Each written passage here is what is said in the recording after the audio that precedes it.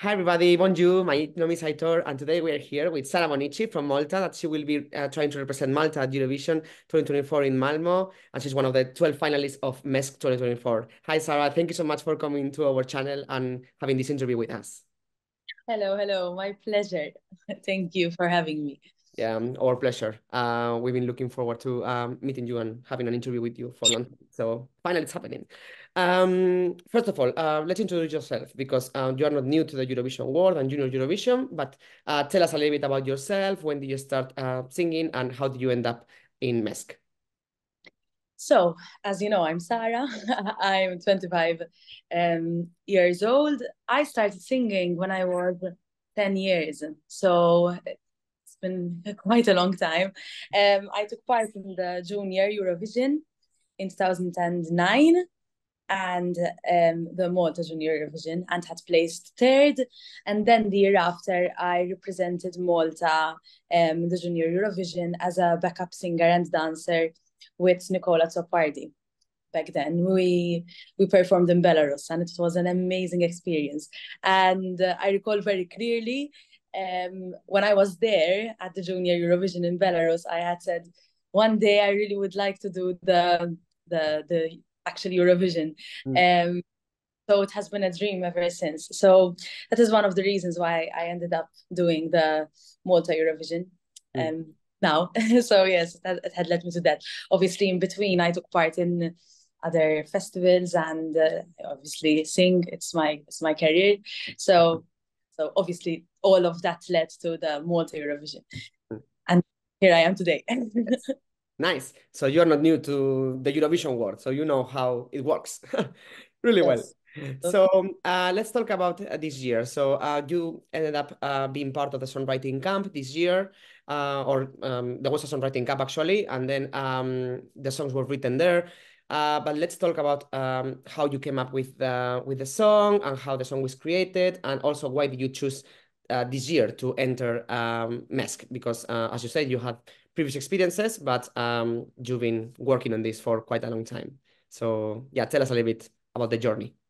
Yes, I took part of the songwriting camp, which was organized by PBS, which is the Maltese delegation. However, and I wrote a song there. However, that is not Loop. That is not the song that I'm taking part in the Maltese Eurovision with this year. I then from the camp, and thanks to the camp as well, I managed to meet some people, and then I actually traveled to London, where I worked with Atticus, Leigh, and Kevin, and together we wrote Loop. Basically, that is how Loop was written. Very close to my heart because I was very much involved in the songwriting all throughout. Most of my ideas are actually in the song, so it's really close to my heart, and I'm really happy. Then eventually, a local producer also came in. He's Mickey Mago, and he also gave his input. So we're like a whole team of international people. But yeah, that is how I did it. And why you asked me why I entered this year? So as I said, I have been wanting to do Eurovision. I had done Eurovision a few years ago. However, I really wanted to do it again and make sure that I enter with a song which really represents me as an artist, and which can really show possibly like maybe my potential and what I can do, and which is, as I said, really true to myself. And I think Loop is that song. So that's why I decided to enter. Nice. So we can expect something like this in the future for Sarah also, like in this kind of style, right? Yes, yeah. Nice. Yeah, I think it really suits you, this style. So yeah, let's talk about a little bit like about the team that you wrote the song with. They've been also written other songs for MESC this year, for example, for Haley also, which is in the final. with you. And also Mickey Mouse, as you mentioned him, he was the producer and writer of last year's songs for Malta, right? For the Baskers, so he's not new to the Eurovision world. How did you came up with like the song, the melodies, and also the meaning of the song?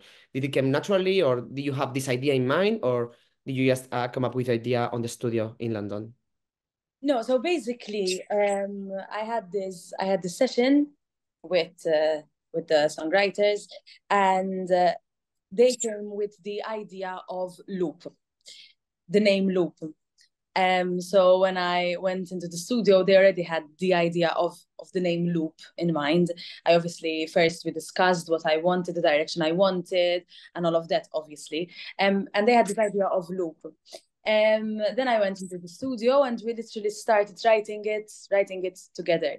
They had an idea for the chorus, which I liked, and we took it from there. So then started writing, coming up with ideas. I came with the idea of the verses and they liked it. And, you know, everyone started coming up with ideas. We worked as a team. And basically that is how Loop was created. The lyrics, so we had this idea of loop, but the way we wrote the lyrics was as well in a way that actually represents me, sort of. That is sort of reflective of my experiences and of my life, sort of. So yes, so it's very much like personal, and I was very, very, very much involved in like in the songwriting. We wrote it literally together. Yeah. That's nice. That's nice. So tell us a bit more about the meaning of the song, because it's a very, you can interpret the song in different ways, but I think it's quite clear. And it's very catchy. The melodies and the style is very current. So yeah, it's a very easy song to remember and to learn. So that's very good. But tell us a little bit more about the meaning of the song. What's the meaning behind the song, and what message you want to convey or like send with the song? Well, it's a very straightforward message. It is a love song, basically, a positive one. Basically, I speak about this guy that was interested in me, and at first I was sort of teasing, so to speak. But then basically we both got interested together, and we ended up being stuck in this sort of loop where we are both there together in this loop, and very much happy sort of in this loop, and we do not want to get out of the loop. So it's quite a positive message, love Yeah. song, so, but in a very fun, cheeky way, as you know. Right. Yeah, it is. It is very fun, and like all the words you use and the phrases, like it's very wise. But unlike other love songs that end up wrong, or like there's always drama. In this case, it's happy and it's a positive one. So you can dance to it, and also talking about happy things. So it's nice. Let's talk about I mean, I guess that you went through different revamps, or like you perfection the song until even like now, I guess the next the live performance, the final performance. How it's been working with the songwriters and the producers on the final version? Well, great. I mean, I clicked with the songwriters straight away, like since the very first day we met, and I think we were a really good team. And we also had, as I said, other producers come over and work on the song, and I worked really well with them as well. And I think we worked really, really well as a team, and we had great synergy. So it was actually great working with all the people that with the songwriters, producers, and all of that. It was just great. And all of them, which is great, respected my vision, respected my ideas, and all of them want me to be like proud of the final product. So we really are a great team. Nice. We can't wait to hear the final version. But let's go back first to November. I think it was November, right? When you performed for the first time, Loop live, or on end of October, I think, something like that. How was performing Loop for the first time in front of the audience in that studio of the PBS, the broadcaster? How do you feel on that stage? And also, how do you feel about being announced as one of the 12 finalists of MESC this year? So back then it was very challenging. So basically we got to know that, I mean, I got to know and all the other contestants that we made it through um, on a particular day. And then I literally had to perform about 4 days after.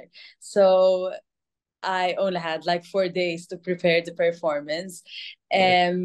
But we were basically, all of the contestants were split in groups and we were performing on different dates, and I got chosen to perform in the first group, so I had the least time sort of to prepare. So Yeah. it was very challenging, very very challenging, to be able to put together a performance in just a few days, like starting from even the most basic things such as hair, makeup, outfit, and all of that, Yeah. and then obviously the performance, choreography, because my song um obviously is a sort of, it's not sort of, it is up tempo, so it requires that. So it was challenging, but it was a very rewarding experience because I like a challenge, and that, you know, made me work really hard, and you know, I was really determined to do it. Obviously when I made it through, that was amazing, Mm. because now I had like proper I- amount of time to be able to mm. perfect my. So yes, it was challenging, but it was a great experience as well because I got great feedback. I genuinely and honestly wasn't expecting the feedback that I got. It was really positive. So thank God. I mean, so far so good. Yes. No, I mean, in the end, it paid off, like all the work and the stress and stuff. But that put you like in under pressure. With if you go to Eurovision, you will experience it. So at least you know how to act and react in these kind of situations, which is good. And you did pretty well, like considering that you only had like 4 days to prepare, and you pull off quite good enough performance to make it to the finals. So and people liked it. So I'm sure that you will make even a greater and more amazing performance in the finals. But what was the first thing you thought when you were announced as the one of the finalists, and were you expecting to make it to the finals? Because this year MESC is more competitive than other years, as the songs, I think the quality-wise are greater than other years, and also you are competing against big names in Malta, such as Ryan Healy or Matt Black, for example. um, well, my honest reaction was happiness, and like I couldn't believe it. Um, uh, as I mean, as I told you, I had really good feedback after the performance, but I'm that kind of person that you know, doesn't I do not expect anything, Mm. sort of. So I really try to work as hard as I can, give a great performance, make sure that I'm proud of my performance. But then at the end of the day, you know, I didn't know if I would, you know, if I would have made it through or not. So obviously for me it was like a surprise. And I was really, really happy. And as you were saying, yes, it was quite challenging as well because we were 36 contestants. Mm. So from 36, 12 had to be chosen, which is like a quite a small amount of number. Literally most of the contestants Quite a were couple. not. Yeah. So it was quite challenging, and now we're just 12. And I think I agree with you. This year, I think the level is higher than probably other years. So it is quite challenging. And yes, there are big names. However, as I said, as a person, I really try to focus on myself I'm not and work compared. Yeah. on myself, on my song, to ultimately give the best possible performance, and the performance which I'm proud of. For me, that is my main goal and main priority. So I just try to, as much as possible, focus on that. Great. Yeah, you should be proud of making it already to the finals of MESC. So congratulations for that.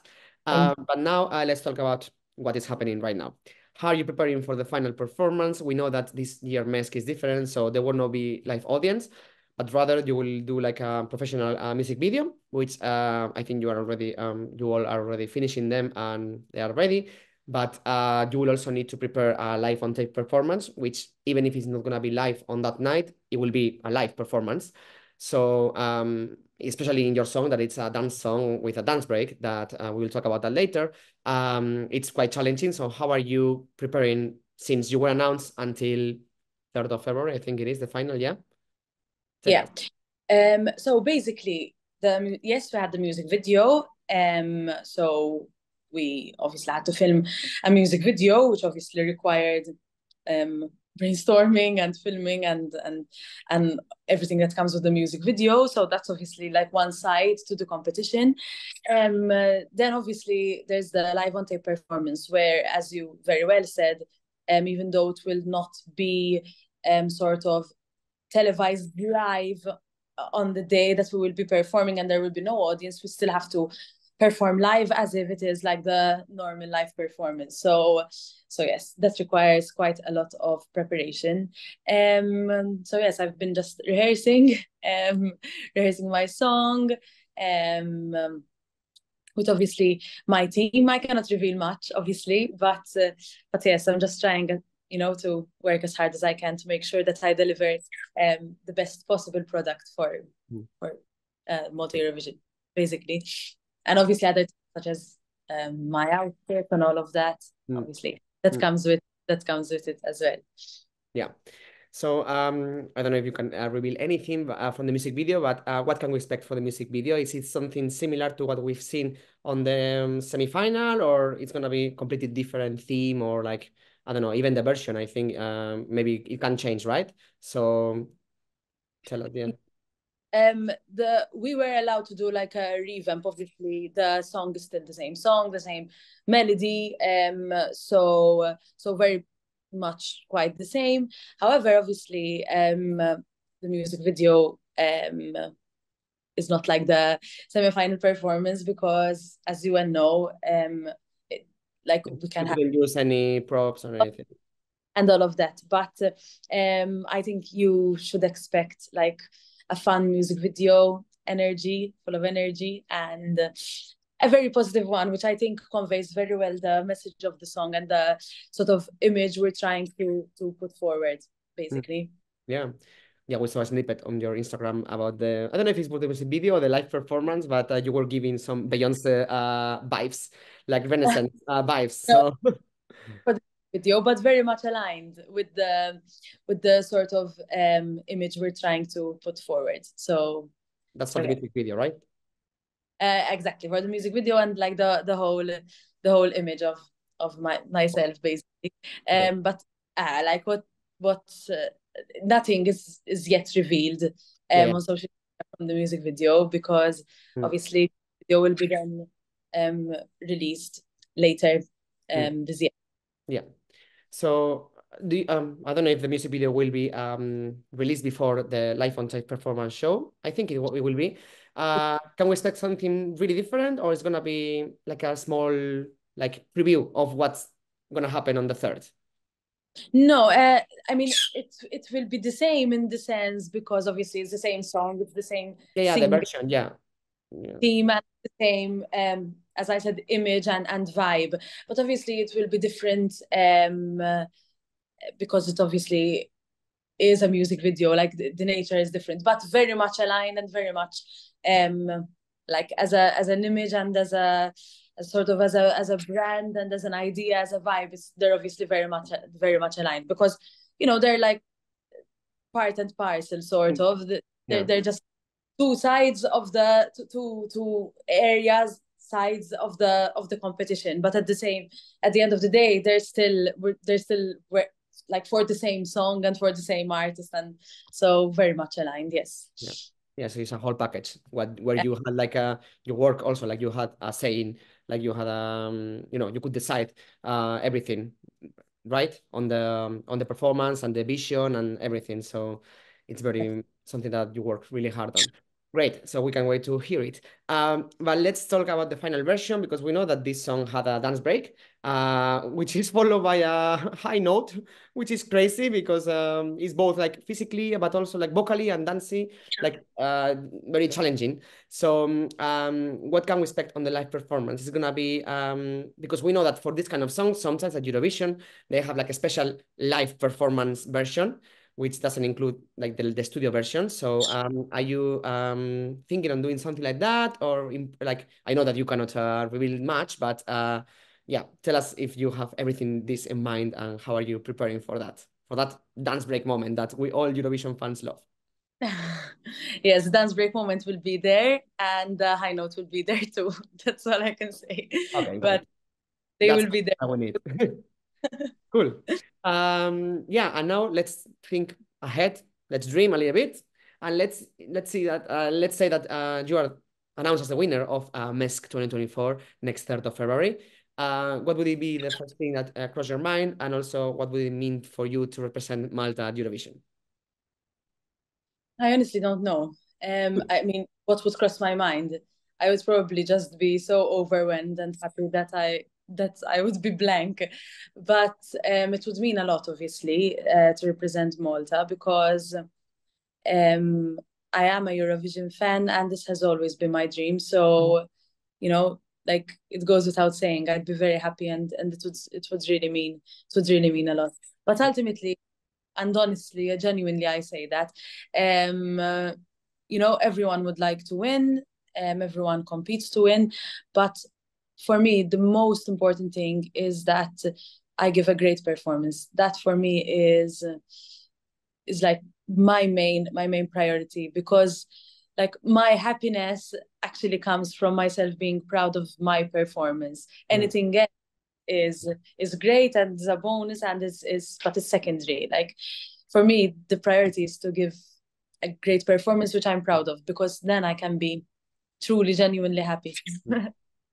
And have you thought about if you win MESC, if you're gonna change anything from the live performance from the MESC to the from MESC finals to Eurovision, or are you happy enough? And do you think this performance can really work in the bigger stage of Malmo? I will definitely change. That's like Okay. my Okay. nature. You are changing from I the semi-final and try, now again changing. yeah, I always try to just like Improve. perfect the performance. Yes, and I always believe that there is always room for improvement. Just I'm not that perfect for now Mm. to say it's so good that I won't change anything. So I don't know what I will do. I don't know if even if I will win, obviously, but I will probably yes do some changes because yes we always try to work for and do what we can to make it better. So I will probably do so Yeah. if Yeah. You will probably need to listen to the Eurofans opinions and stuff. as So, well, which are important as well. They're experts in this, yeah. so Yeah, yeah. I can see that you are a very perfectionist person, so that's always good that you're open to suggestions and feedback. definitely always. That's good. And let's talk about. I don't like calling them competitors, but the other people taking part in MESC. First of all, if you wouldn't sing loop, which song would you choose to sing? Or what is your favorite from the other songs? And yeah, how's your relationship with the others? Because I know that you are really good friends, for example, with Ryan. So yeah, tell us a little bit. Um, I don't know what other song I would sing. If I were to be completely honest, Which is I your really, favorite? I don't know. I don't. There are really good songs. Like I really like Matt Black's song. I think he's doing a great job with the song. But obviously, I wouldn't sing it because it's not my style. Yeah, it's not your I style. obviously Ryan's song. Um, he's my best friend, so I really support him and really like him. Mm. But yeah, I mean, I don't know what other song I would sing. Honestly, I'm being very, very honest. Honestly, I don't know. Um, maybe I don't know. Yeah, I don't. I don't think there's actually a song which I would sing. But obviously, like my relationship with the other contestants is great. I mean, I'm close with most of them, as yeah. you well said. Really, really good friends with Ryan. Really, really good friends, Mm. and uh, like he's great, and I really hope that he does really well as well because Mm. he's really great. And obviously, I have other friends like Matt. He's also a really, really good friend of mine, and Denise. They're all like really close friends of mine. So they are competitors. It is a competition. Um, but like for me, most of them are close friends, which I'm really close with, and which I really hope for the best for them as well. Yeah, nice. And let's talk about Eurovision. So you said that you've been a fan of Eurovision, Junior Eurovision, and then Eurovision in the past for your whole life. Which song is your favorite from Malta, from Eurovision? and from other countries? Which song would you like highlight? So from Malta, I think my favorite one would be Rebecca in time. Ira Los Cosentry, And Seventh Wonder. One. I also like Gianluca's Mm, and Tomorrow. Those are like my two favorites. And as I like their songs, and I also like the artists, and I really do respect them. So yes, I think those are my favorites for Malta. For the big Eurovision, I think one of my favorites would be I can't remember the name. I, I can sing the song, not sure of the name. You are the one, you might number one. yeah, Elena Paparizou, Greece, Exactly. 2004, I think. Yeah.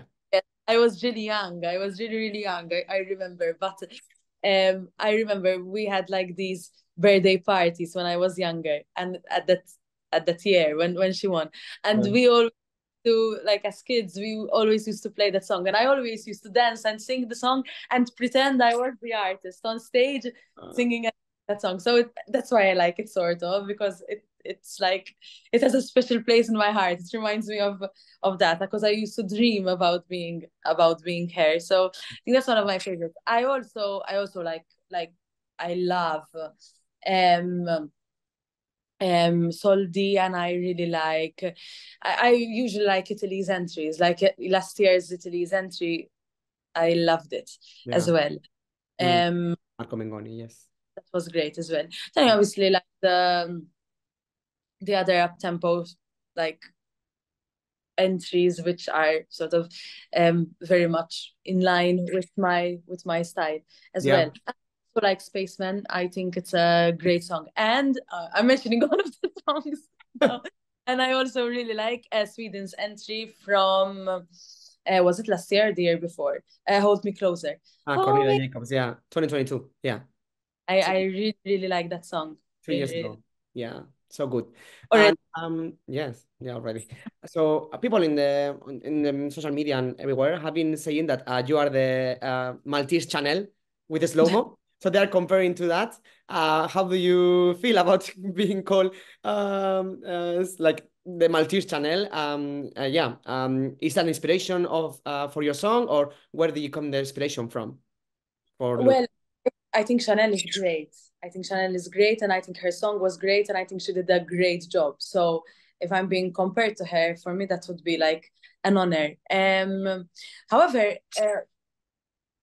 I I do get like the comparison because both songs are like sort of they have a dance break, and they're you can sing and dance to them. And the Latin Um, vibe or the Latin sounds, like the, well, the reggaeton sort of vibe. So like it naturally yeah, it's the somewhere. style. It's the same kind, the same song style. So Yes, however I think we're very different like as artists, yeah, and um I think maybe the chorus is reggaeton in my case, and like even the whole vibe of the song, but I think still it's we're like I'm trying to present something which is sort of different. So I think she's amazing. She's great.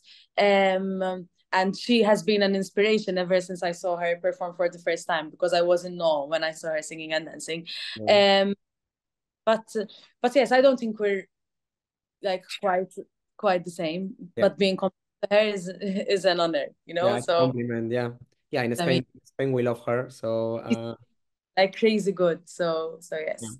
But yes, yeah.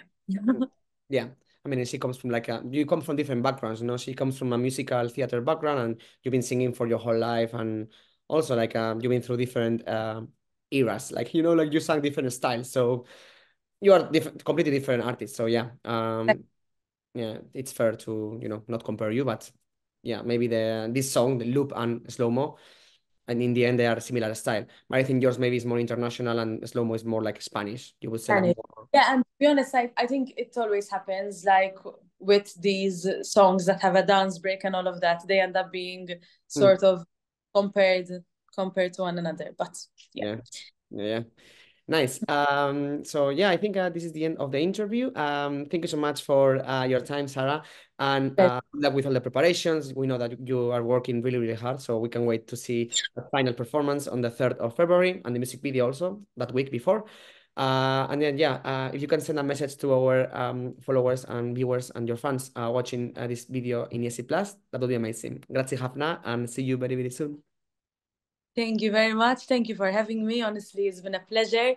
I always enjoy speaking to you and the Eurovision fans, because I really do think that Eurovision fans are really, really loyal, um, really loyal fans. And it's always so great to receive messages from people like you, and like all the messages I receive from Eurovision fans, because I can really feel the love towards Eurovision and the artists that take part of Eurovision. So it has honestly been a real pleasure speaking to you, and obviously, hopefully, the fans will enjoy this very short interview.